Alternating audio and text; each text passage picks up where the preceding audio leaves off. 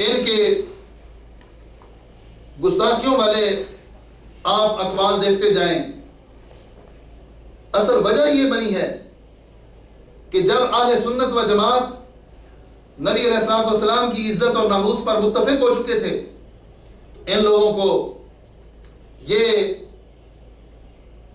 استعمال کیا گیا اس طریقے سے، اور ہمارا اس بارے میں یہ یقین ہے کہ یہ لوگ اس طرح کی باتیں اس وجہ سے کر رہے ہیں کہ ان کو پیچھے سے اکسانے والی کوئی قوم موجود ہے، اور ظاہر ہے کہ وہ کوئی مسلمان تو نہیں ہو سکتا، وہ کون اکسانے والا ہے اس کا فیصلہ یہ خود کریں گے۔ ہم تو یہ کہتے ہیں کہ ان کے اندر جو تبدیلی آئی ہے، یہ تبدیلی بتا رہی ہے کہ کوئی نہ کوئی پیچھے اس کے قوت اور طاقت ہے جو ان کو اصل نظریات سے پھیر کر دوسری طرف لے جا رہی ہے۔ اس کا تعین یہ خود کریں اور بتائیں کہ وہ کون لوگ ہیں اور وہ کیا دے رہے ہیں اور کیا اس کی وجہ ہے، اس کی یہ وضاحت خود کریں گے تو پھر سارا مسئلہ ثابت ہو جائے گا۔ ورنہ سارے اہل سنت متفق تھے تو اہل سنت کو انہوں نے آپس میں جدا کرنے کے لیے، ان کے درمیان تفرقہ ڈالنے کے لیے ان لوگوں نے یہ ظلم کیا، اور ایک جو اجتماعی موقف تھا اس کو الیاذ باللہ اس انداز میں بیان کر کے اہل سنت کو بہت انہوں نے زخمی کیا ہے، جو زخم مندمل ہونے والے نہیں ہیں۔ شاید کہ کوئی گستاخ ایسی بات کرتا، کوئی بابی، کوئی خارجی ایسی بات کرتا تو ہم کہتے ہیں کہ وہ پہلے ہی گستاخ ہے۔ اس نے ٹائٹل عشق رسول کا لگایا ہوا ہے اور کہتا اپنے آپ کو سنی ہے اور حنفی کہتا ہے، لیکن اس کی باتیں آپ دیکھیں کہ کیسی ہیں، سنیں اس کی باتیں کہ اس نے حمایت جو ہے وہ گستاخ رسول کی ہے، اور اس نے پورا جو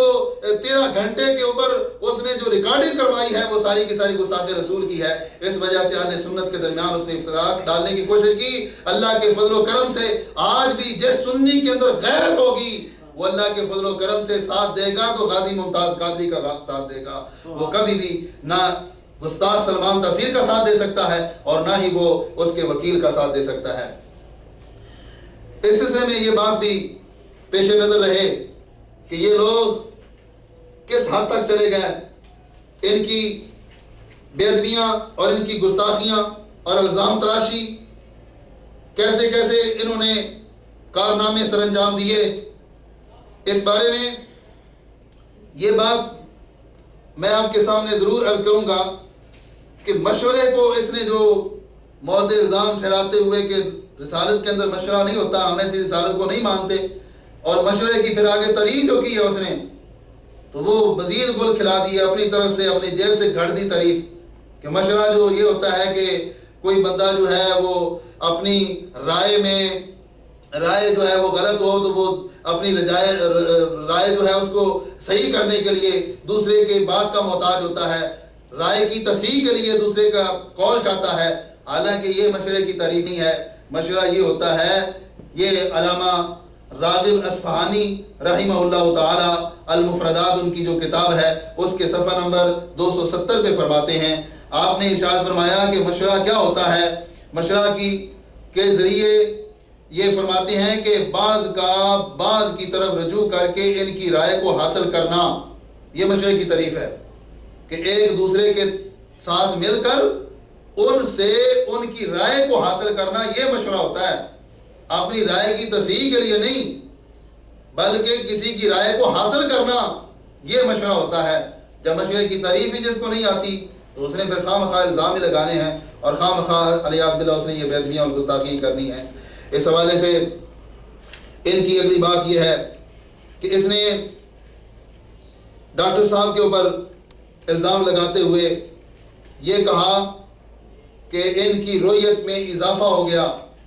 اس لفظ پر اس نے اعتراض کیا۔ لفظ آپ کی ایک کتاب ہے یہی معراج النبی، اس کے صفحہ نمبر 17 پر ہے کہ نبی اکرم صلی اللہ علیہ وسلم بار بار آ رہے ہیں اور بار بار جا رہے ہیں، پھر سرکار کی رویت میں بھی مزید اضافہ ہوا کہ انہوں نے ایک مرتبہ دیکھا، دوسری مرتبہ دیکھا، تیسری مرتبہ دیکھا۔ یہ ڈاکٹر صاحب نے فرمایا کہ نبی علیہ السلام کی رویت میں معراج شریف کی رات بار بار اضافہ ہوا۔ اس پہ وہ گستاخی کا فتویٰ لگا کے کہنے لگا کہ یہ تو بہت ایک آکاش ہے کہ پہلے سرکار کی رویت کم تھی، پھر گئے بڑھ گئی، پھر گئے بڑھ گئی، اور 7ویں بار پوری ہوئی ہے ان کا عقیدہ ہے۔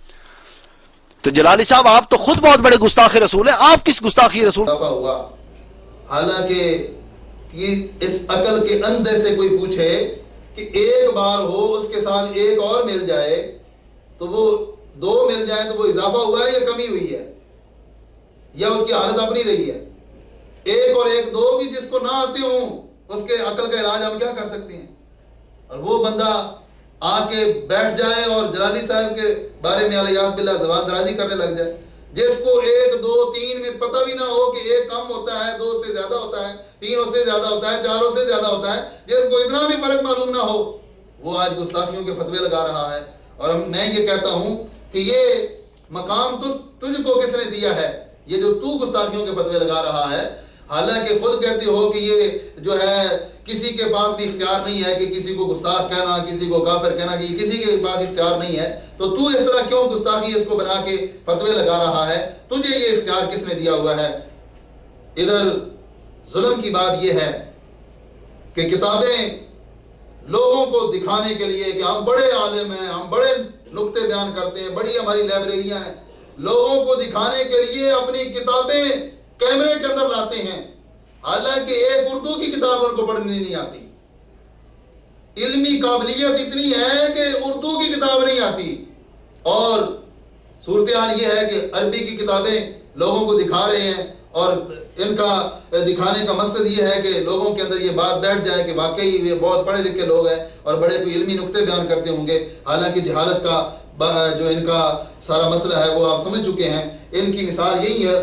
میں عرض کر سکتا ہوں کہ قرآن مجید میں جو اللہ تعالیٰ ارشاد فرماتا ہے کمثل الحمار یحمل اسفارا، کمثل الحمار یحمل اسفارا، اللہ تعالیٰ فرماتا ہے کہ جو علم کے اوپر عمل نہ کرے اس کی مثال اس گدھے کی ہے کہ جو بوجھ اٹھانے والا ہو۔ گدھے کے اوپر اگر چند کتابیں لاد دی جائیں تو وہ عالم تو نہیں بن جاتا۔ اگر ان لوگوں گدھے کی پیٹھ پر بھی کتابیں ہوتی ہیں، انہوں نے بھی اپنی پیٹھ کے پیچھے کتابیں رکھی ہوئی ہیں، گدھے کی پیٹھ کے اوپر کتابیں رکھی جائیں تو وہ عالم نہیں بنتا۔ تمہاری پیٹھ کے پیچھے کتابیں آ جائیں تم کیسے عالم بن جاؤ گے؟ تم نے کتابوں کی توہین کی ہے، نیچے کتابیں رکھتے ہو، خود اوپر جا کے بیٹھ جاتے ہو، اور پڑھنی تمہیں آتی نہیں ہے، اور دعوے یہ کرتے ہو کہ ہم بڑے نکتے بیان کرتے ہیں، ہم بڑے علم دوست لوگ ہیں۔ یہ علم ہوتا ہے کہ جن کو پتہ بھی نہ ہو کہ اردو عبارت جو ہے وہ لکھی ہوئی کیا ہے، اور 1 اور 1 2 اور 2 اور 3 ان کے اندر جتنی گنتی بڑھتی جائے گی اضافہ ہوتا جائے گا، پتہ اتنا بھی نہ ہو، اور اعتراض کرنے والے ہوں تو قبلہ جلالی صاحب کی ذات پر اعتراض کریں۔ تو یہ وجہ ہے ان کی گمراہیوں کی کہ انہوں نے ہمیشہ اصلاح کرنے والے بندے کو مورد الزام ٹھہرا لیا اور اس کو گالیاں دینا شروع کر دیں، حالانکہ جو اصلاح کرے بندہ اس کا شکریہ ادا کرے کہ مہربانی مجھ سے غلطی ہوئی تھی، آپ نے میری اصلاح کر دی ہے۔ ان کو تو چاہیے تھا کہ ڈاکٹر صاحب کا شکریہ ادا کرتے، اور شکریہ ادا نہیں کر سکتے تھے تو کم از کم اپنی کتابوں میں یہ تصحیح کر کے اپنے قبلہ جو ہے وہ سیدھا کر لیتے، لیکن انہوں نے ظلم، کتنا بڑا ظلم کر دیا کہ جلالی صاحب کے اوپر فتوے لگانے شروع کر دیے۔ آپ دیکھیں جلالی صاحب کی ایک کتاب ہے خاندانی منصوبہ بندی، اس کے بارے میں جو اس نے گل کھلائے ہیں وہ بھی آپ کے سامنے رکھتا ہوں۔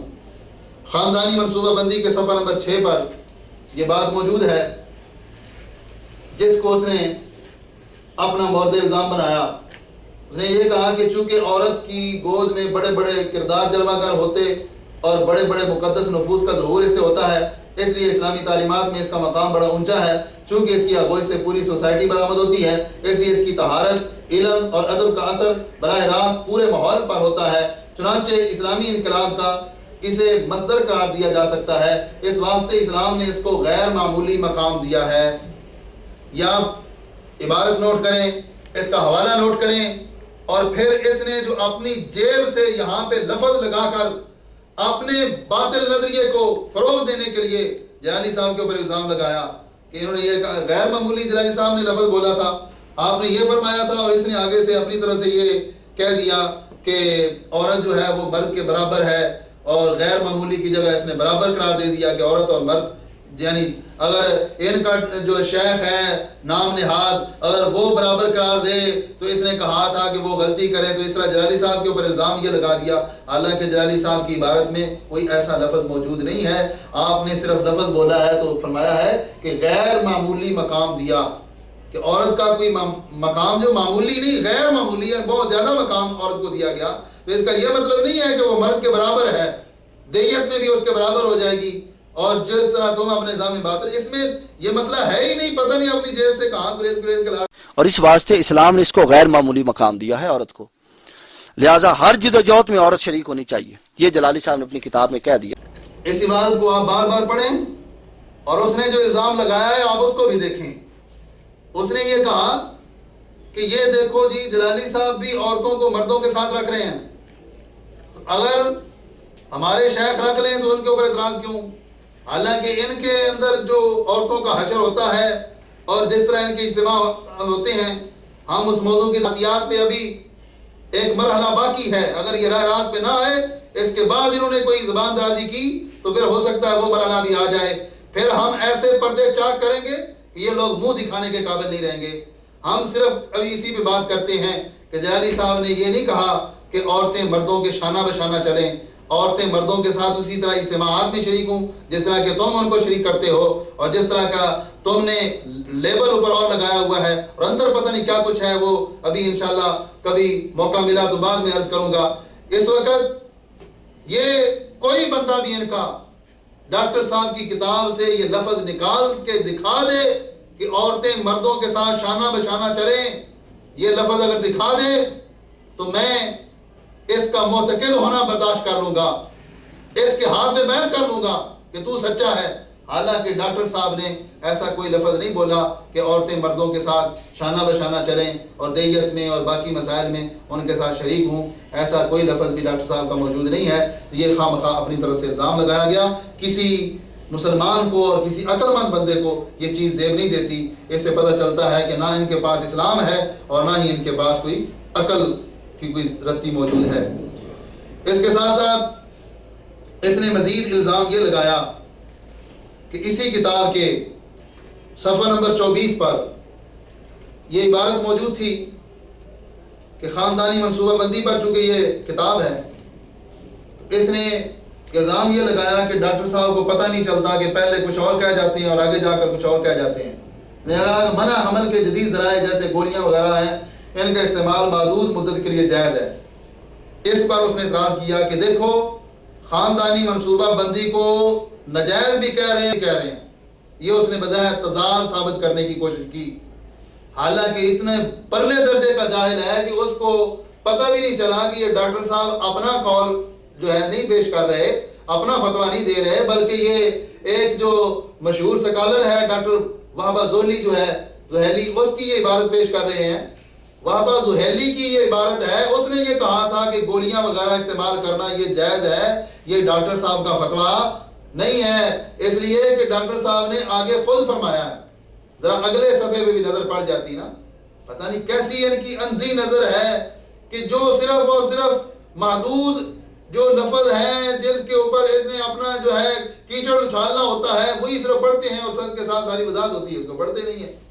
اب دیکھیں ان کو میں بار بار کہتا ہوں کہ ذرا پڑھیں تو صحیح کہ اگلے صفحے پر 25 پر کیا لکھا ہوا ہے. ڈاکٹر صاحب کا اپنا فتویٰ، جو پہلے والا ان کا اپنا فتویٰ نہیں تھا، اگلا آپ کا اپنا فتویٰ ہے. آپ فرماتے ہیں کہ اگر ایک باقاعدہ محکمہ کی وساطت سے مانع حمل ادویات اور ذرائع کی تشہیر اور ترویج کی جاتی رہے گی تو مزید معاشرتی بگاڑ پیدا ہوگا، لہذا ایسی ادویات یا آلات ہی نہیں ہونے چاہیے اور منع حمل کے لیے محض عزل کا سہارا لینا چاہیے.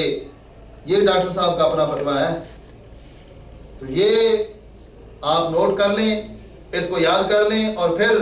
ثابت کریں کہ اس میں کہاں تضاد ہے،